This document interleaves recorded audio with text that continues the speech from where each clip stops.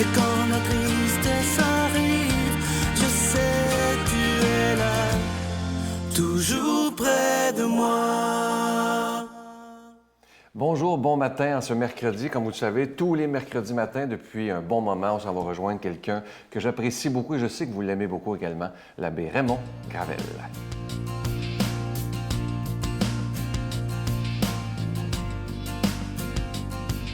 Bonjour, on poursuit encore aujourd'hui notre réflexion sur la science et la foi à partir de ce débat du jour de Pâques. Et là, je vais vous parler un peu du miracle. Bon, parce que l'animateur Yannick Villedieu, qui est un scientifique, là, a demandé aux prêtres, aux jésuites, qui était le père Saint-Arnaud, s'ils croyaient qu'on pouvait marcher sur l'eau. Il faisait référence au récit là, de l'Évangile de Matthieu où Jésus marche sur les eaux. Et le prêtre a répondu, oui, en hiver. Je trouvais ça un peu plate comme réponse. Et en même temps, poser la question, ça démontrait un peu l'ignorance de cet animateur, que j'aime beaucoup d'ailleurs, Yannick Villedieu. Parce que si je pose la question, à savoir si on peut marcher sur l'eau, la science dit non et elle a raison, la foi dit oui et elle a raison aussi. Alors, je vais expliquer ce que je veux dire. Ça veut dire que le récit évangélique, dans la version de Matthieu, veut nous dire autre chose qu'un fait matériel que Jésus aurait accompli en son temps. Alors, qu'est-ce que le récit veut nous dire? Le récit, il est très symbolique. C'est de la théologie. C'est ce qu'on appelle la science, l'exégèse biblique et la théologie. Et je pense que c'est important. L'Église, dans l'Évangile de Matthieu, est présentée toujours comme une barque. Donc, la barque est le symbole de l'Église naissante. Elle est sur la mer. La mer, c'est le lieu des forces du mal. Il y a tempête sur la mer. Et les disciples qui se sentent seuls, abandonnés de Jésus qui est mort, alors ils ont peur, ils ont même très peur. Mais le Christ ressuscité, lui, a vaincu les forces du mal. Alors il vient vers eux au matin pour les rassurer. Pierre, qui est le chef de l'Église, il se risque lui aussi à marcher sur la mer, comme le Seigneur, mais sa foi est encore trop fragile, il s'enfonce. Et ça dit quoi? Ça dit que on a toujours besoin du Christ dans l'Église. C'est lui qui est notre raison d'être, qui est le sens de notre responsabilité puis de notre engagement. Alors, ça veut dire qu'on ne peut pas se passer de lui. Alors, Pierre, qui représente tous les chrétiens, étant le chef de l'Église, sait très bien que sa foi sera toujours une foi fragile, inquiète, une foi espérance, et qu'elle aura toujours besoin de se référer au Christ de Pâques. Le miracle, ce n'est pas de la magie, mais il peut produire des choses extraordinaires. L'amour fait des miracles, on dit ça parfois. Le pardon aussi, ça redonne la vie à celui ou celle qui désespère. La science ne peut rien dire là-dessus, car elle ne peut rien prouver matériellement parlant sur les phénomènes qui se produisent dans la foi. Mais que certaines guérisons s'expliquent par la science, oui, c'est correct, mais il y aura toujours des choses qui vont échapper à la science. Parce que le miracle fait des merveilles dans le cœur humain. Et il vient de la foi, il découle de la foi. Alors, il ne faut jamais perdre de vue que le miracle est possible et ça peut arriver à n'importe qui. Alors, bonne journée. Notre Père qui es aux cieux, que ton nom soit sanctifié, que ton règne vienne, que ta volonté soit faite sur la terre comme au ciel. Donne-nous aujourd'hui notre pain de ce jour. Pardonne-nous nos offenses, comme nous pardonnons aussi à ceux qui nous ont offensés. Et ne nous soumets pas à la tentation, mais délivre-nous du mal, car c'est à toi qu'appartiennent le règne, la puissance et la gloire, pour les siècles des siècles. Amen. Ça fait déjà quelques semaines que je vous parle de ce beau cadeau du mois.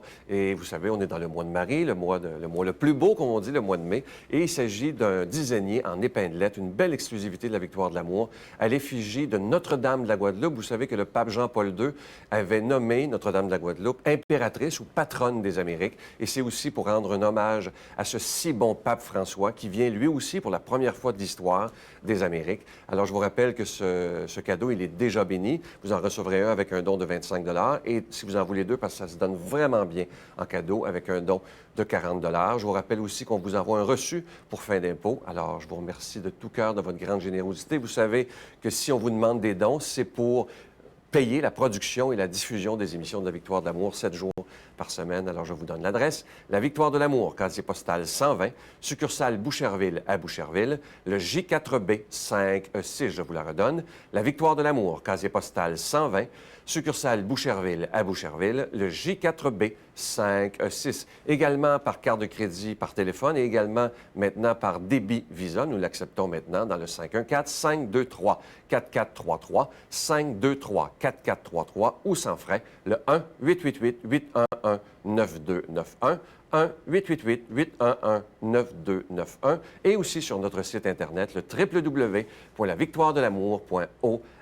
Et pour les milliers de personnes qui nous suivent sur Facebook, je vous rappelle, vous le savez, que vous pouvez faire votre don directement sur notre page Facebook. Je vous remercie de tout cœur de votre générosité, mais aussi merci des milliers de fois pour votre prière.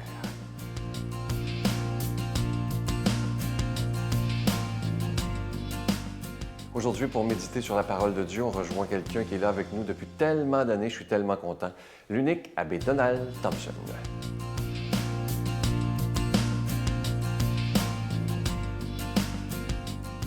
Bon matin.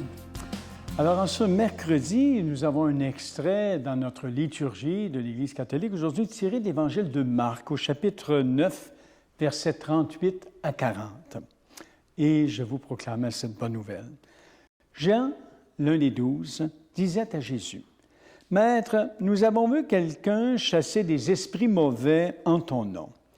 Nous avons voulu l'en empêcher, car il n'est pas de ceux qui nous suivent. » Jésus répondit, « Ne l'empêchez pas, car celui qui fait un miracle à mon nom ne peut pas aussitôt après mal parler de moi. Ce qui n'est pas contre nous, celui qui n'est pas contre nous est pour nous. » Tout simple, hein, cette parole de ce matin. Tout simple, mais tellement évocatrice. Hein? Donc, on pourrait dire que ceux et celles qui s'approchent sont aussi attirés. Hein? On pourrait dire que c'est le thème de ce matin. Alors, voyez, c'est un court extrait d'Évangile de Marc, très court, 3 petits versets, et ça fait un peu office d'intermède. Si vous lisez avant l'extrait de ce matin ou après, dans le discours de Jésus sur les conditions pour avoir accès au royaume. Le royaume, c'est-à-dire à l'action de Dieu qui règne, hein, au Dieu qui règne. Mais à le bien prendre, si on prend très bien l'extrait de ce matin, on ne s'éloignera pas vraiment du thème central. Car il s'agit toujours, d'une certaine manière, ce matin, comment on a accès au règne de Dieu.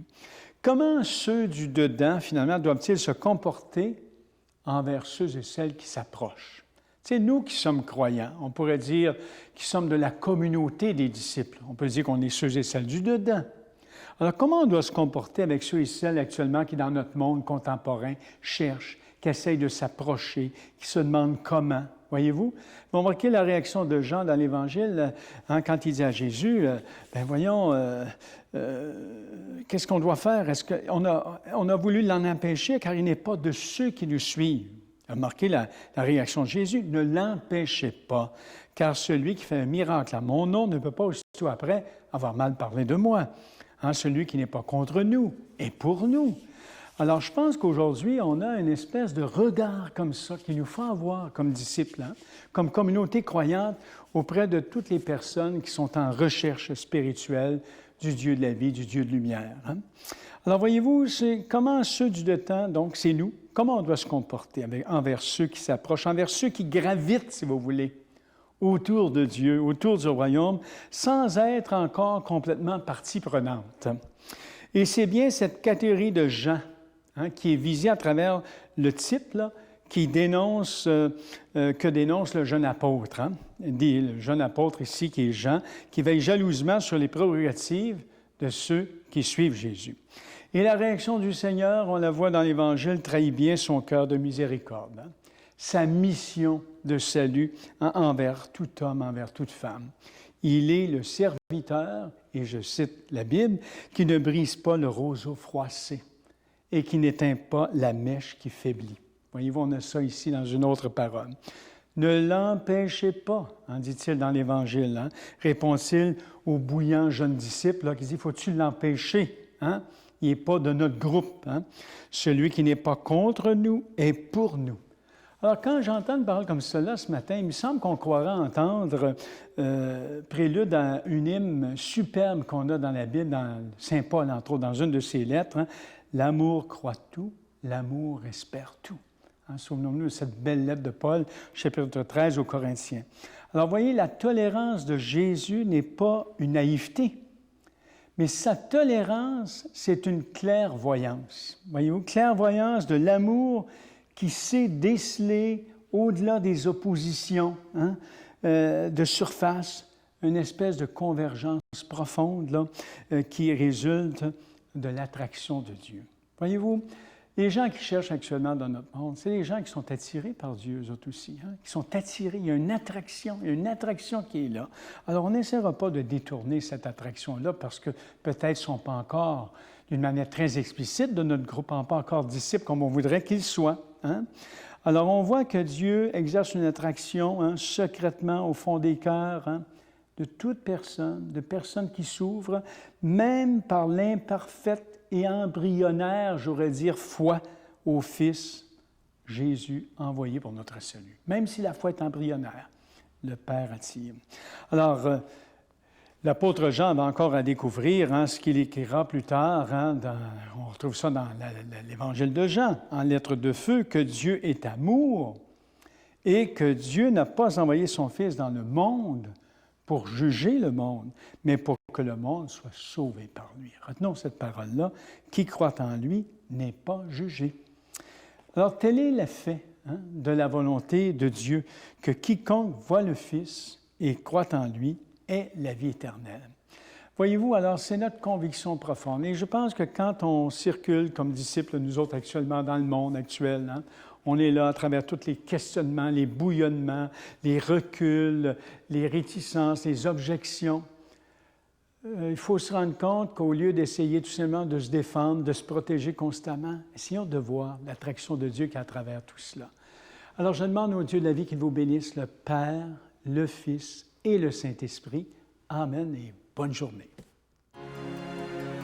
Je vous salue Marie, pleine de grâce. Le Seigneur est avec vous. Vous êtes bénie entre toutes les femmes, et Jésus, le fruit de vos entrailles, est béni. Sainte Marie, Mère de Dieu, priez pour nous pauvres pécheurs, maintenant et à l'heure de notre mort. Amen.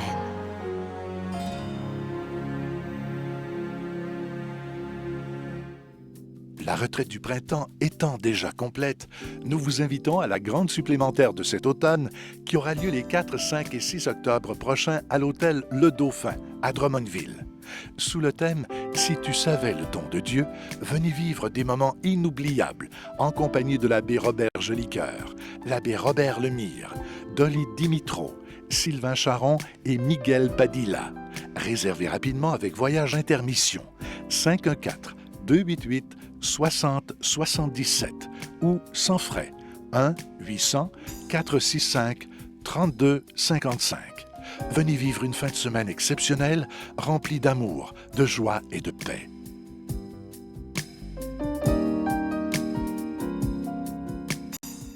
Je suis toujours tellement heureux de vous trouver des pensées du pape François sur Internet. Je prends le temps presque à tous les jours de lire ses homélies qu'il fait tous les jours au Vatican. Et c'est toujours d'une grande profondeur. Et aujourd'hui, il nous dit ceci. « Le Saint-Esprit nous transforme vraiment et veut aussi transformer par nous le monde où nous vivons. » Aujourd'hui, on pourrait demander au Saint-Esprit d'être docile à lui, qu'on accepte de dire au Saint-Esprit « Viens en moi afin que je puisse aimer davantage. » Alors ça, on pourrait demander ça aujourd'hui au Saint-Esprit, qu'on soit capable d'aimer davantage tous ceux qui nous entourent et qu'on soit capable ainsi de transformer le monde. Bonne journée. À demain. Bye.